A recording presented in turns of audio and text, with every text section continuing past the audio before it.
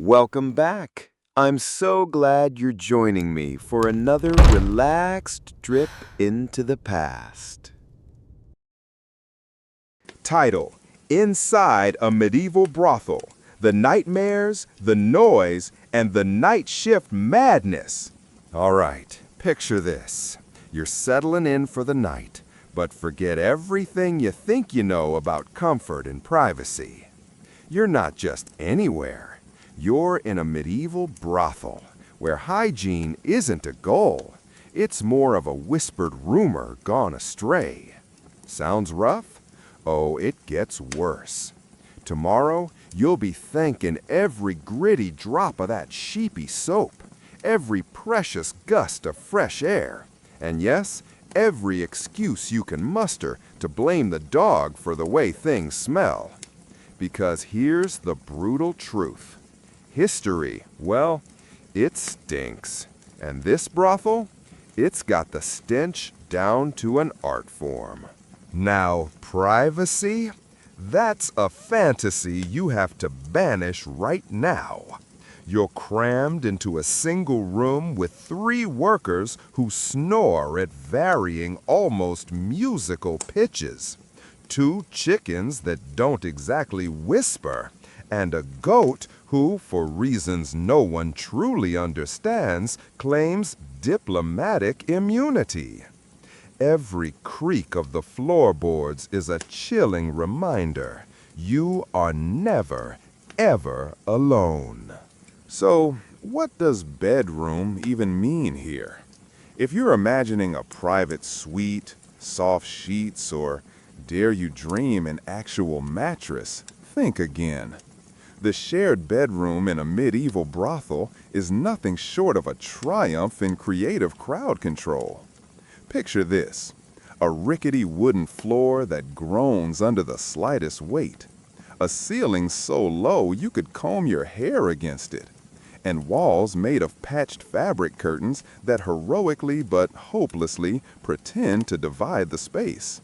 The only thing separating you from the next person is the fragile hope that everyone else is just too exhausted to care. Your sleeping arrangements? Less bed and more crunchy communal nest. A rough pallet stuffed with straw lies directly on the cold, unforgiving floor, and it creaks ominously every time someone dares to breathe. If luck's on your side, you snag a spot somewhere in the middle, safe from the drafty cracks and only slightly within pecking distance of the chickens. Yes, chickens. They're not just barnyard companions. They double as early morning alarms and late-night emotional support animals, if your idea of support involves a sharp beak jab at 3 a.m. And then there's the goat. No one knows how he got here. No one knows why he's still here. But this stubborn creature has carved out a corner near the fireplace and glares at anyone who dares come close. The madam swears he keeps evil spirits at bay, while others whisper he's the reincarnation of a disgruntled landlord. One thing's for sure: the goat hogs the blanket, and if you move it, you do so at your own peril. Now, let's talk about the soundtrack of your night. Imagine snores in 3 distinct pitches, someone muttering their dreams in Old French, the soft rustle of straw as a mouse relocates, and the sudden squawk of a chicken settling some personal score. At midnight, there's a negotiation over the good pillow, the one with the least mysterious stains. Spoiler alert, nobody wins. Everyone ends up with a lumpy bundle of laundry, or worse. Personal space? An ancient legend. When the cold bites, everyone huddles together for warmth, layering like a human lasagna soaked in linen, wool, and sheer desperation. You might find yourself spooning a coworker you barely know, with one arm draped over a chicken for good measure. And don't even think about eye contact come morning. It's strictly verboten. Insomnia? It's no modern problem here. Someone's always getting up, whether to use the chamber pot hidden behind a curtain that only blocks sound if you believe hard enough, to feed the animals, or to chase off the ever-persistent mouse. And if you think you're safe from surprise visitors, think again. Customers occasionally stumble into the wrong room, convinced they're looking for Marjorie, but really just one curtain short of disaster. Temperature swings are brutal. Winter nights are so cold you can see your breath, and your straw pillow frosts over. Summer? It's a sauna packed with bodies and barnyard aromas. Ventilation? A polite fiction. A tiny window offers a sliver of fresh air, barely enough to keep hope alive, but never enough to make a difference. And if you manage to drift off, the goat will wake you at dawn, standing on your feet, a grumpy reminder of who really rules the roost. But here's the twist. In all this chaos, there's an odd kind of comfort. This shared bedroom becomes the place where stories are whispered, secrets exchanged, and forbidden laughter bubbles up despite the exhaustion. As you pull your blanket tighter, trying to ignore the chicken perching on your shoulder, you realize you're living a slice of history, the noisy, exhausting communal side that never makes it into fairy tales. So, as you lie awake serenaded by snores, livestock, and the distant bickering of your neighbors, remember, privacy is overrated, and sleep is optional. In a medieval brothel, you never truly rest alone, because the night and the rent are always shared. But don't get too comfortable just yet. Forget the 9-to-5 grind. In this world, the real action kicks off after dark. Oil lamps flicker, coins clink, and the air fills with a bizarre mix of fake laughter and actual coughing. Has anyone here ever had 8 hours of uninterrupted sleep? Doubt it. As the sun dips below crooked rooftops, the brothel transforms. What was once a refuge for exhausted workers and the world's laziest goat becomes a bustling epicenter of medieval nightlife, if you can call it that. The atmosphere thickens with candle smoke, spilled ale, and at least 3 competing perfumes, all fighting desperately to mask the faint but persistent odors of turnips and regret. It all begins in the common room. Rough-hewn tables quickly fill with merchants eager to part with their coins, soldiers looking for distraction or a fight, whichever comes first, and clergy whispering prayers and apologies in equal measure. The staff spring into action, weaving between bodies with a skill born from years of dodging unwanted advances and flying tankards. The oil lamps cast a reluctant golden glow, flattering only if you stand at the perfect angle. More often, you look like an extra in a dramatic play about the dangers of poor lighting. Shadows gather in every corner, perfect for whispered gossip, secret deals, or for customers desperately trying to remember which Marjorie they spoke to earlier. The soundtrack?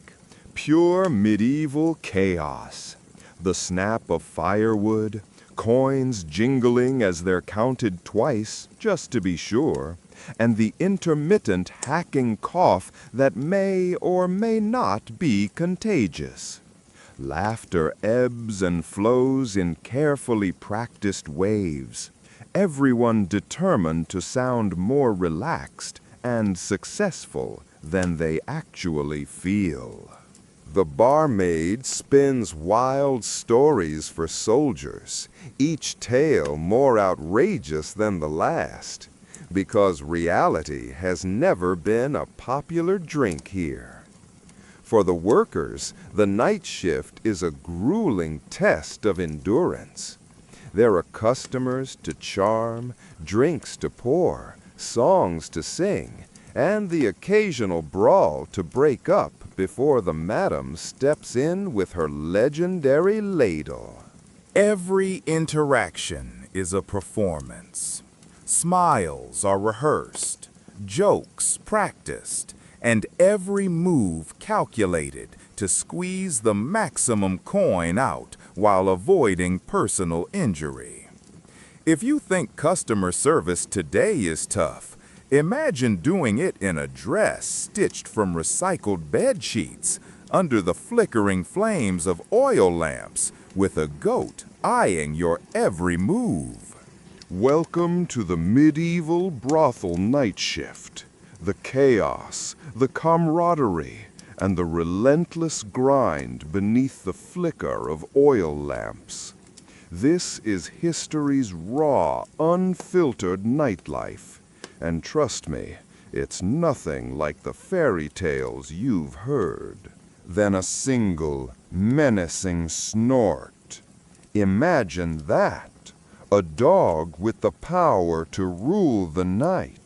A living legend in a world where trust is scarce and danger lurks behind every shadow. But Brutus isn't just muscle and menace. He's the silent observer of countless midnight dramas, the only constant in a place where faces blur and memories fade. When tempers flare or secrets spill, he's there, a stoic guardian, unbothered by the chaos, but always ready to remind everyone who really holds the power.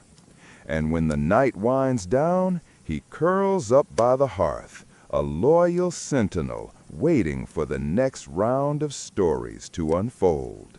Speaking of stories, the clientele of this brothel is as colorful as the mismatched furniture. You have the regulars, weathered men with haunted eyes who speak in riddles and shadows, their pasts as tangled as the ale-stained floorboards. Then there are the hopefuls, fresh-faced and trembling, clutching their few coins like lifelines, chasing dreams that evaporate with the dawn. And of course, the downright desperate, nursing wounds both visible and invisible, seeking solace in the dim glow of flickering candles and the temporary warmth of borrowed bodies. Sometimes the air is thick with laughter, a brief reprieve from the weight of the world outside. Other times, it's heavy with silence, punctuated only by the clink of mugs or the shuffle of weary feet. Every night is a tapestry woven with whispered confessions, stolen glances, and the occasional shout that sends a ripple through the gathered crowd. And amidst this human theater, the madam rules with a keen eye and a sharper tongue. She's seen it all, the betrayals, the bargains, the fleeting moments of joy that flicker like candle flames in the darkness. Her voice cuts through the noise, a blend of authority and weary affection, reminding everyone that in this world, survival isn't just a hope, it's a necessity.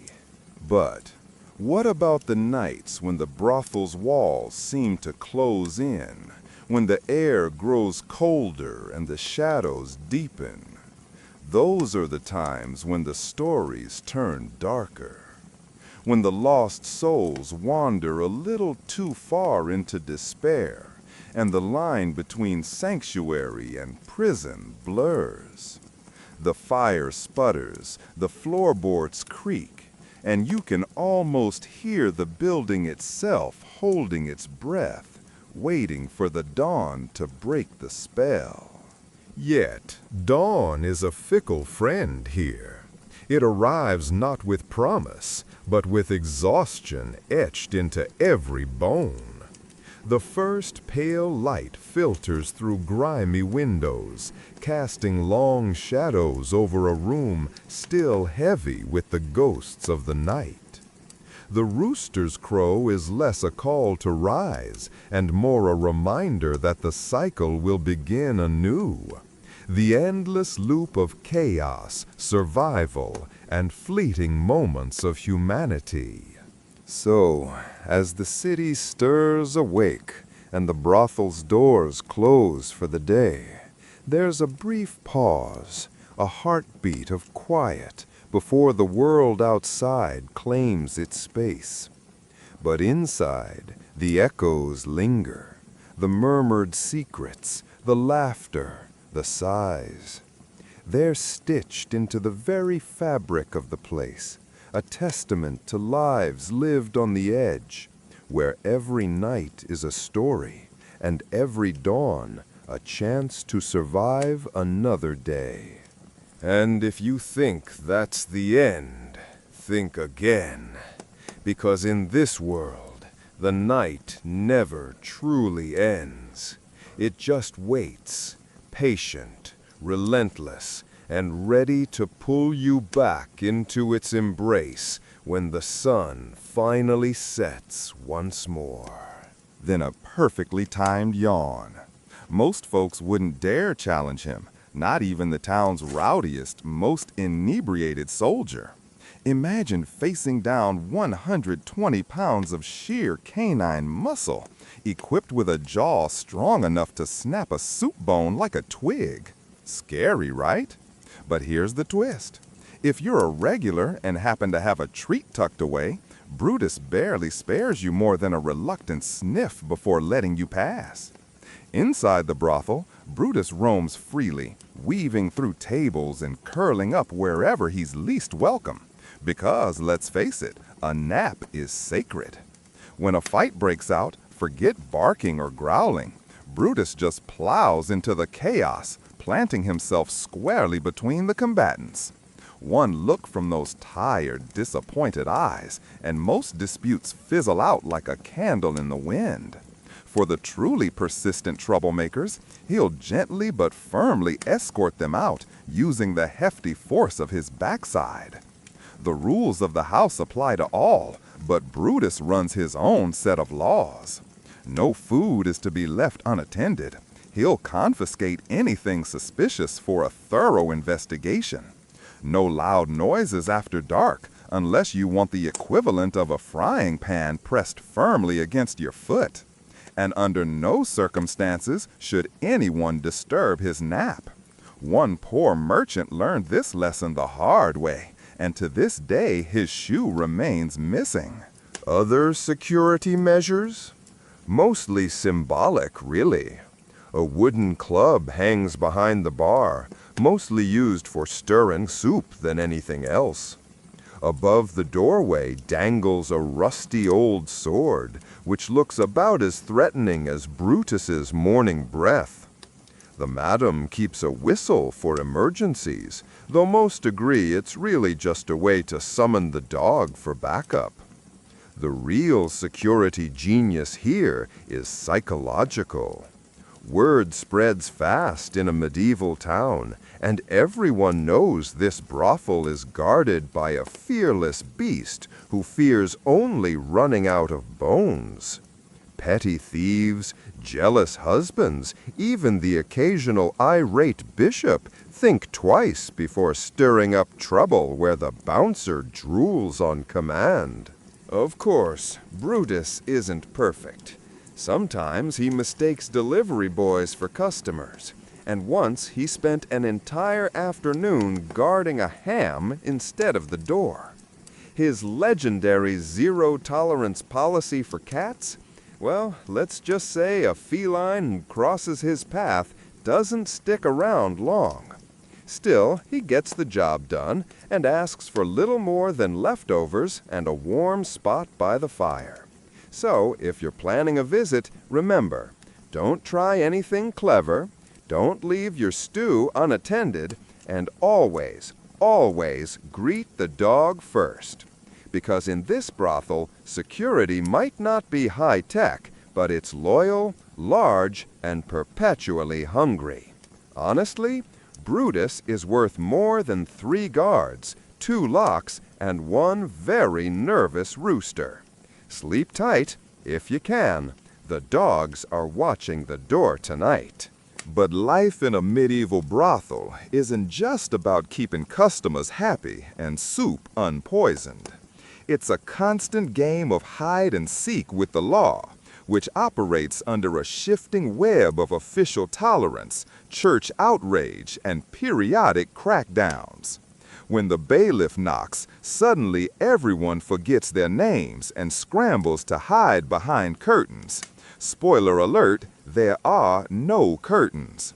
The brothel exists in a liminal space where its legal status can flip on a dime, from grudging acceptance to the root of all sin, destined for cleansing by fire and angry sermons. This means the house runs on nerves, rumors, and at least 3 backup plans at all times. The first and most crucial tool for survival? Bribes. Lots and lots of bribes. The madam hides a stash of coins in a teapot, which is itself tucked inside a bigger teapot, all concealed beneath a loose floorboard beneath the good rug. When the bailiff or town constable arrives for an inspection, the ritual is well rehearsed.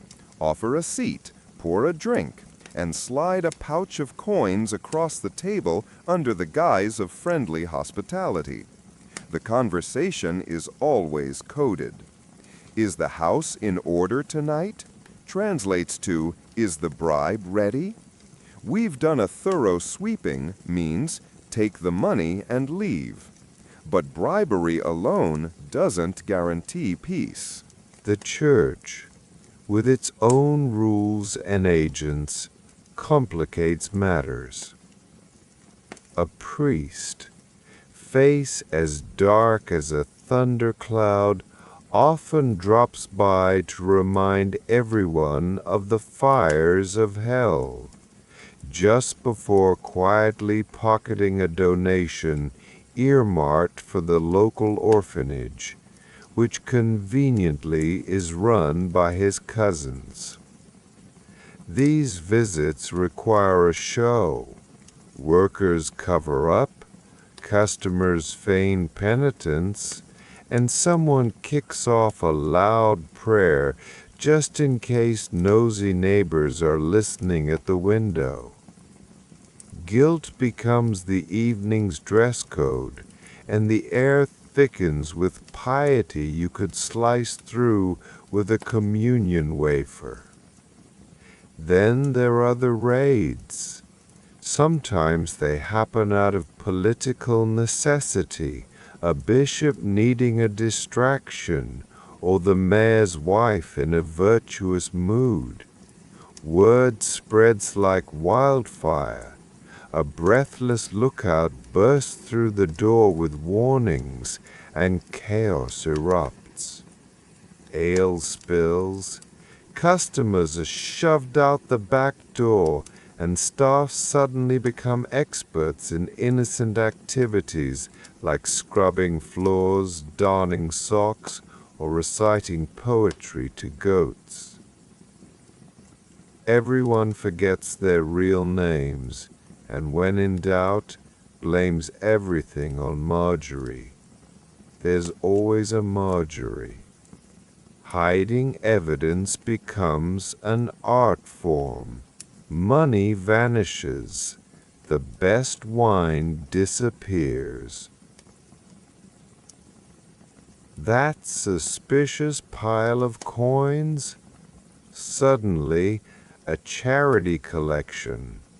The madam pulls out a ledger filled with fictional entries, 24 eggs, 1 bushel of apples, 3 barrels of disappointment. If the bailiff insists on a search, he's met by Brutus, who has very strong opinions about strangers with clipboards. If the bluff falls through and someone is taken for questioning, don't expect loyalty. Everyone has a different story rehearsed. The goal? Talk in circles until the officials are so bewildered they decide the paperwork isn't worth the trouble. The record for the longest interrogation? 2 hours, ending with the bailiff buying drinks for the staff, none the wiser. Still, the law is capricious. Some nights the brothel is ignored entirely, considered too useful for visiting dignitaries or wealthy merchants lost on their way home from church. Other nights, it's the first target for moral outrage, with sudden rule tightening, surging fines, and sermons about sin that conveniently coincide with tax collection. To survive, the brothel operates with 1 foot in the shadows and 1 eye on the door.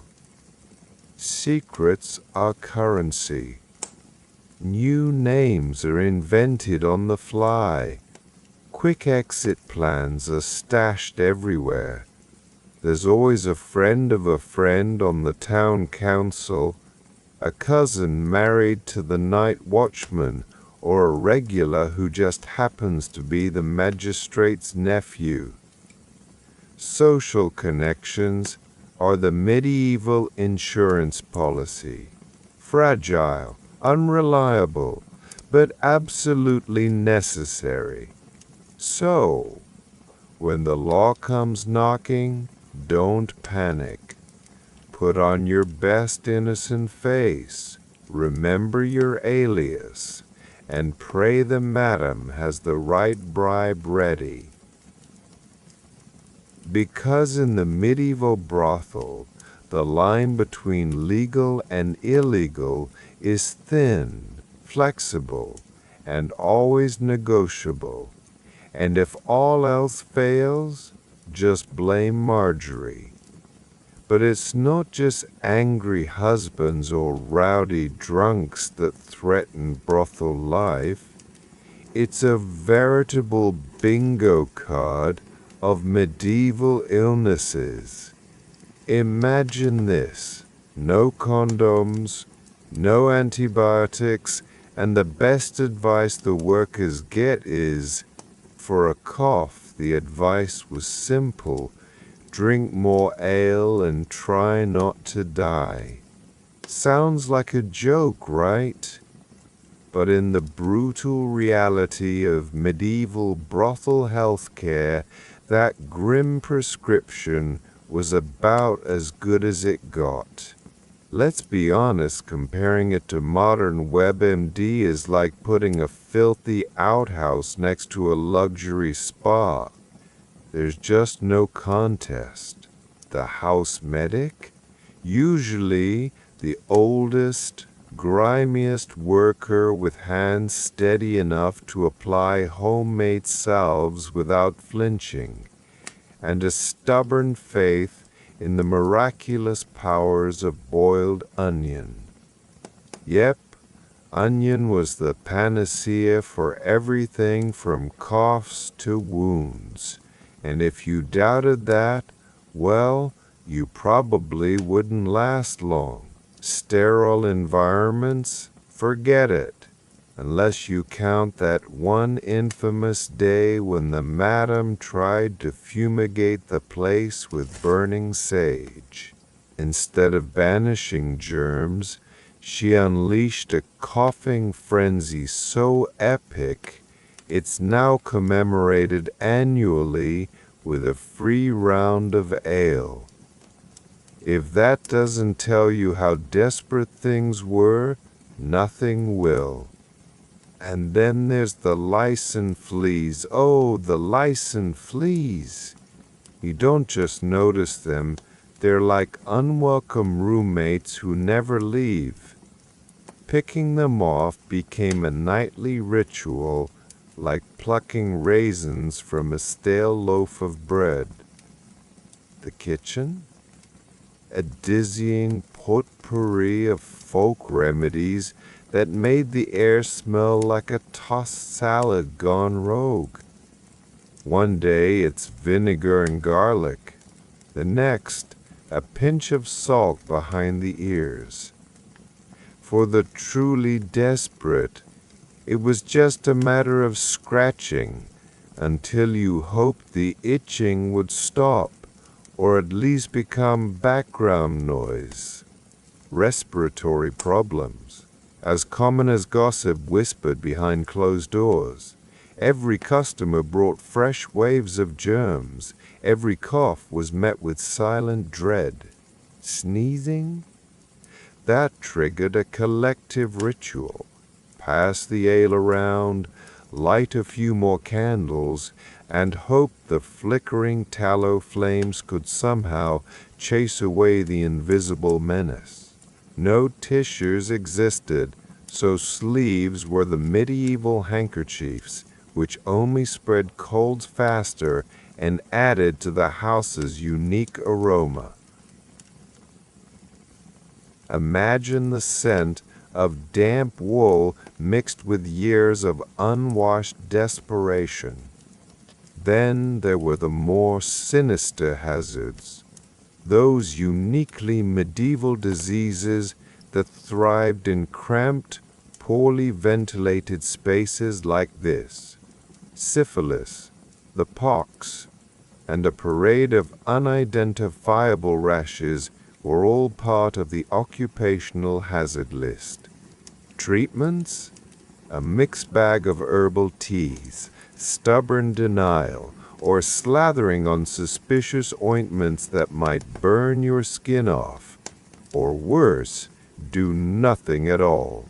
The local apothecary cashed in with potions boasting names like Saint Senna, Agnes, Purifying Tonic, or Maid's Comfort, none of which actually worked, but all tasted like regret mixed with turnips.